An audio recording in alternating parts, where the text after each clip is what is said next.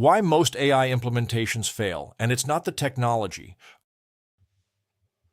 Artificial intelligence is not failing in most organizations. AI adoption is.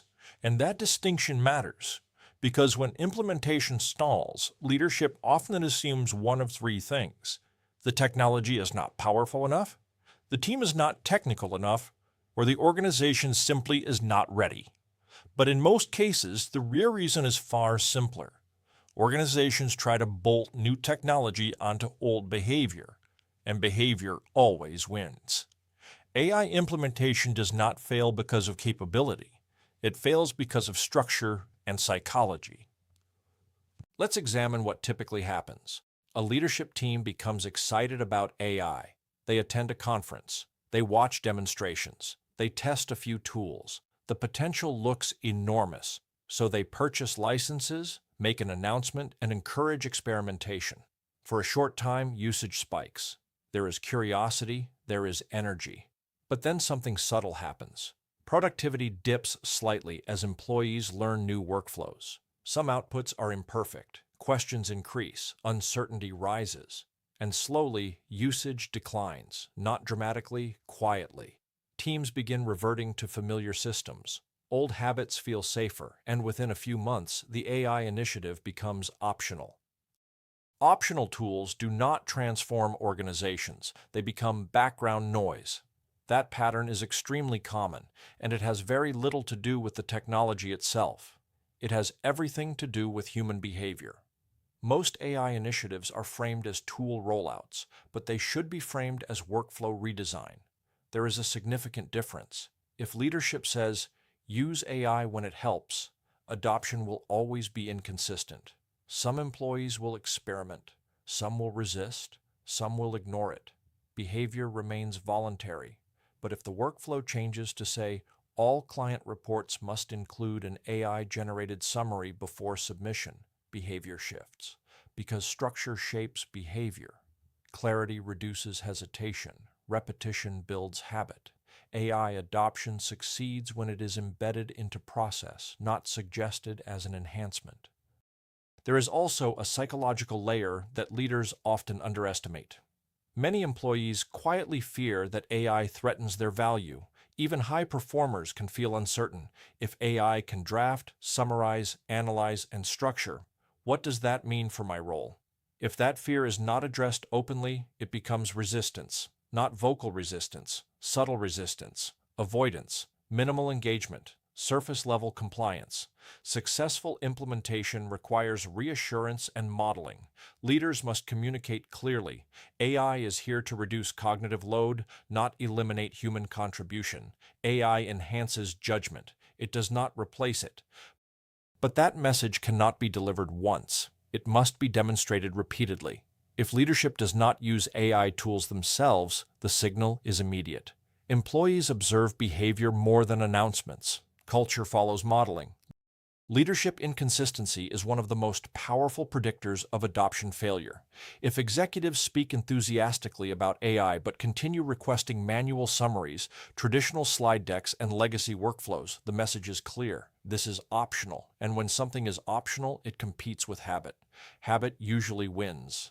The most successful AI integrations I've seen share one common trait.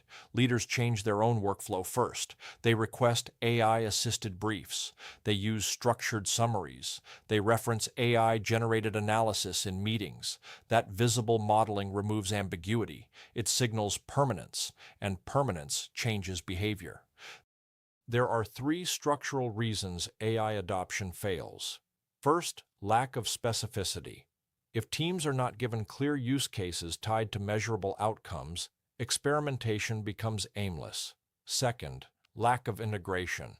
If AI exists outside core workflows, it remains optional. Third, lack of reinforcement. If there is no follow-up, no measurement, and no accountability, adoption decays naturally. Momentum requires reinforcement. There is also a measurable cost to failed adoption that rarely gets calculated. When organizations introduce AI tools without integration, two inefficiencies appear simultaneously. First, time is spent experimenting without structure. Second, old workflows remain intact.